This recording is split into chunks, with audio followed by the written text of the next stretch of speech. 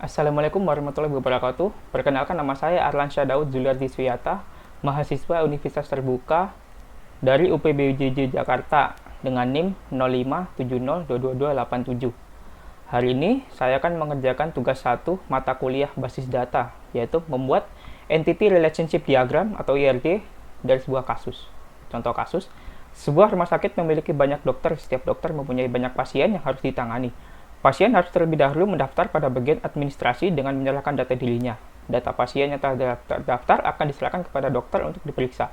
Pasien dapat diperiksa oleh beberapa dokter sesuai situasi dan kondisi pasien. Setelah pasien selesai diperiksa, dokter akan membuat resep obat dan diserahkan kepada pasien. Jadi saya akan membuat entity relationship diagram berdasarkan kasus ini. Untuk sebelumnya, IRD itu apa sih?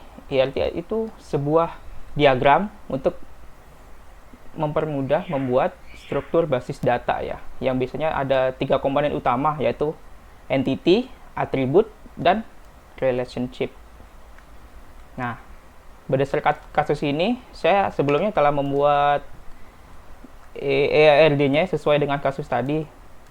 Jadi, untuk langkah pertama, jadi saya telah menjelaskan. Nah, untuk langkah pertama kita harus mengidentifikasi entity.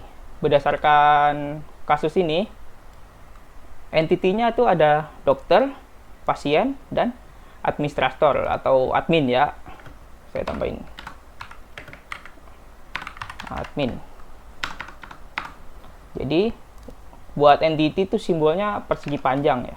Nah, ini dokter, pasien, sama admin. Setelah menentukan entity, langkah selanjutnya itu menentukan atribut dan kunci dari setiap entity. Jadi setiap entity mempunyai atribut sendiri-sendiri. Seperti dokter mempunyai atribut ID dokter sebagai primary key, nama dokter, spesialis, waktu kerja. Untuk pasien mempunyai ID pasien sebagai primary key, nama pasien, alamat pasien, nomor HP, dan jenis kelamin. Untuk admin mempunyai atribut ID admin sebagai primary key, nama admin, dan waktu jaga. Dia buat atribut, dia simbolnya oval ya. Nah, seperti ini. Jadi untuk dokter, entity dokter mempunyai atribut nama dokter, ID dokter, spesialis, dan waktu kerja. Untuk pasien sama, nomor HP, ID pasien, nama pasien, alamat pasien, dan jenis pasien. Untuk admin, ada waktu jaga, ID admin, nama admin. Untuk langkah ketiga, kita bisa mengidentifikasi dan menetapkan seluruh himpunan relasi antara entity beserta kunci tamu. Ya. Jadi cara membacanya bisa dari kiri ke kanan ya. Dokter memeriksa pasien. Dokter menyimpan data dari administrator atau admin. Pasien diperiksa dokter dan pasien mendaftar ke administrator. Administrator menyerahkan data ke dokter dan melayani pasien. Jadi itu hubungan antara entity satu dan sama lain. Untuk langkah keempat, kita bisa menentukan derajat relasi untuk setiap himpunan relasi hasil analisis aturan bisnis rumah sakit. Menentukan relasi untuk setiap himpunan relasi. Nah, hasil analisis aturan bisnis rumah sakit untuk menentukan jumlah maksimum menunjukkan bahwa semua relasi bersifat banyak ke banyak, many to many ya.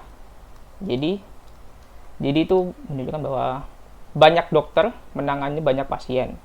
Banyak pasien mendaftar pada banyak administrator. Banyak administrator menyerahkan banyak data ke dokter. Jadi hubungan antar entity itu banyak ke banyak ya. Untuk langkah kelima, melengkapi himpunan entitas dan himpunan relasi dengan atribut-atribut deskriptif atau non-key. Pada tahap penyempurnaan ini, di mana relasi banyak ke banyak harus diubah menjadi entitas asosiatif untuk menghindari kerumitan data. Jadi kita harus menambah atribut tambahan supaya menghindari kerumitan data. Jadi atribut tambahannya seperti ada entity pendaftaran, yaitu memecah relasi antara admin dan pasien dengan atribut ID pendaftaran sebagai primary key, ID admin dan ID pasien sebagai FK itu jadi forage key ya. Entity data yaitu memecah relasi antara admin dan dokter dengan atribut ID data sebagai primary key dan ID admin dan ID dokter sebagai forage key. Terus entity ketiga yaitu entity pemeriksaan, itu memecah relasi antara dokter dan pasien dengan atribut ID pemeriksaan sebagai primary key, ID dokter dan ID pasien sebagai forage key. Jadi kita kasih entity tambahan supaya menghindari kerumitan data ya, supaya lebih mudah dibaca. Jadi ini pendaftaran, pemeriksaan, dan data itu entity tambahan. Jadi seperti entity pendaftaran mempunyai atribut ID pendaftaran, ID pasien, dan ID admin. Untuk entity data ada ID data, ID admin, dan ID dokter. Untuk pemeriksaan mempunyai ID pemeriksaan, ID dokter, ID pasien, dan waktu pemeriksaan. Jadi seperti itu. Oh ya, setiap entity juga dihubungkan dengan relasi ya. Bentar, saya cari simbolnya dulu. Nah, ini. Relationship ya, relasi yang itu menghubungkan antar entity. Jadi dokter menangani dari pemeriksaan. Seperti ini. Jadi urutannya itu pasien datang ke rumah sakit, melakukan pendaftaran,